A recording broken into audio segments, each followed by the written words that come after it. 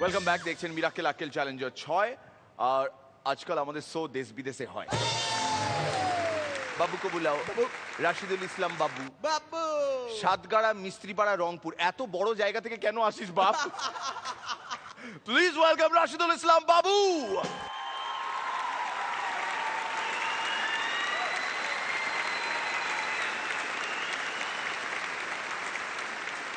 আসসালামু আলাইকুম। ওয়ালাইকুম আসসালাম।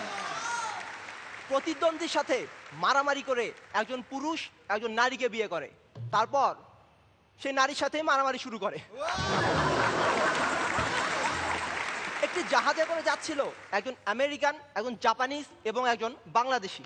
হঠাৎ আমেরিকানটি তার পকেট থেকে বেশ কিছু ডলার পানিতে ফেলে দিল। সবাই তো হাই হাই করে উঠলো, হাই হাই রে ভাই, করলেন কি? এতগুলা ডলার পানিতে ফেলাই দিলেন? কুল ম্যান, কুল। আমাদের দেশে ডলার কোনো ব্যাপারই না। কিছুক্ষণ পর জাপানিজটি তার হাতের ক্যামেরা পানিতে ফেলে দিল।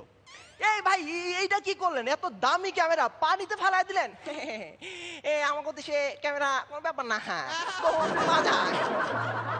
কিছুক্ষণ পর বাংলাদেশিটি একটি বাচ্চাকে পানিতে ফেলে দিল। এবারও তো সবাই হাই হাই করে উঠলো, হাই হাই রে ভাই, এইটা কি করলেন? একটা মানুষের বাচ্চারা পানিতে ফেলাই দিলেন?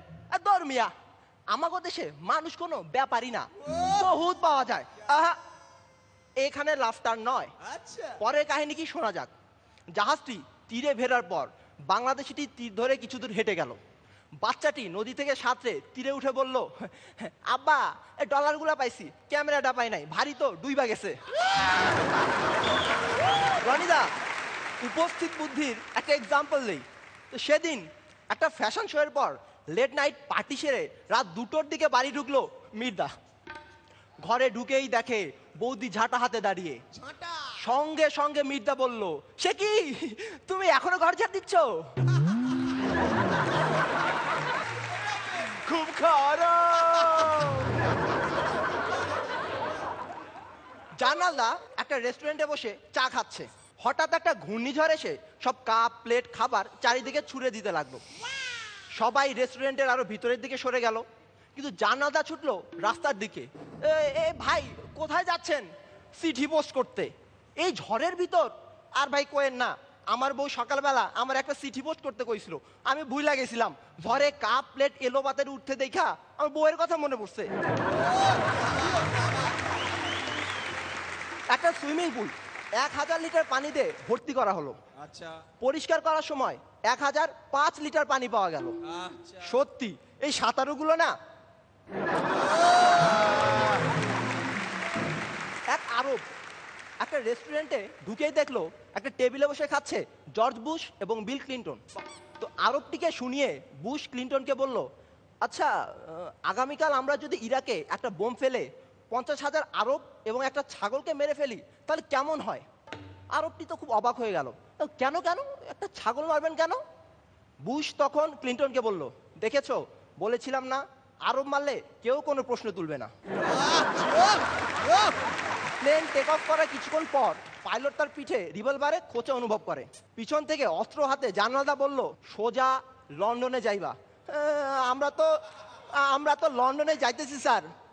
তা জানি, কিন্তু গত 2বার লন্ডনের টিকিট কাইটা একবারও লন্ডনে যাইতে পারি নাই। হাইজাকারে কবলে বইরা একবার আফ্রিকায় একবার চীনে নামতে হয়েছে।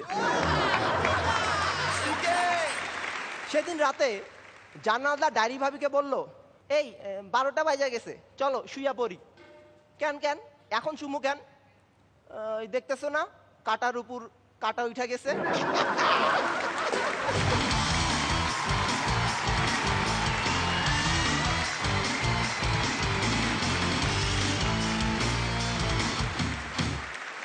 জঙ্গলে আসার পর থেকে দেখছি সবার স্বভাব চরিত্র কিরম যেন একটা বদলে গেছে। অসভ্য। পড়ান না, কেমন লাগলো বাবুর পারফরমেন্স? ভালো, খুব energetic, lifeful, all the best. Srirekha? আগের বারের পারফরমেন্সের তুলনায় আজকের পারফরমেন্স বেশ ভালো। Very good, well done. রনিদা, তোমার পারফরমেন্সে খুব ভালো, এটা ছাড়া একটা কথা বলে রাখবো, গল্প হয়তো মন্দ ছিল না, কিন্তু হাসিটা সেরকমভাবে পেতে গিয়ে কোথাও শুকিয়ে গেল। তার মধ্যে একটা রেখেছিলে শেষে। চেষ্টা করো, নিজেই বুঝতে পারবে যে কোন জোকটা সব থেকে ভালো, সেটাকে একদম শেষে দেওয়ার, যদি না ওরকমভাবে একটা গল্প থেকে আরেকটা গল্পে বোনাও যায়। আদারওয়াইজ টেনশন করার মতো কিছু নয়, ভালোই বলবো, এটা বেটারমেন্টের জন্য। All the best. বসো। তোমার জোক কিভাবে বলতে হয় রনিদার টেকনিক অনুযায়ী বোঝাই। প্রথমে জোকগুলো একটা খাতায় লিখবে, ঠিক আছে? রুলটা পেন্সিল আর খাতা, তারপর সামনে রাখবে, দেখবে, পড়বে, তারপর সেই জোকগুলোকে ওই পাতা থেকে ছিঁড়ে ছিঁড়ে বার করবে।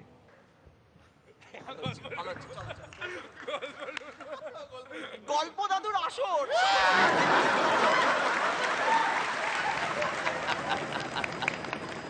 ওই শুনতে পাচ্ছ? শুনতে পাচ্ছ? হেলিকপ্টারের শব্দ শুনতে পাচ্ছ? ফাইটার প্লেন উঠছে উল্টো দিকে, শুনতে পাচ্ছ?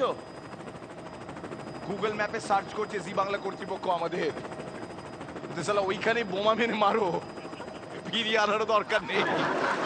আজকের মতন এই শোটা এখানেই বন্ধ হতে যাচ্ছে। তবুও যদি আপনার মনে এতটুকু বিশ্বাস বা চক্রবর্তী বা চ্যাটার্জি বা ব্যানার্জি থেকে থাকে, ব্রেকের পর ফিরে এসে দেখবেন আমরা আছি কি নেই। যদি না থাকি, বুঝবেন আমাদের মধ্যে থেকে প্র্যাকটিক্যালি সবাই শহীদ হয়ে গেছে, আর দুজন, এই নিতিন আর এই চিকু, এরা স্রেফ এদের গায়ের রঙের জন্য আফ্রিকার জঙ্গলের অনারারি সিটিজেন হয়ে গেছে।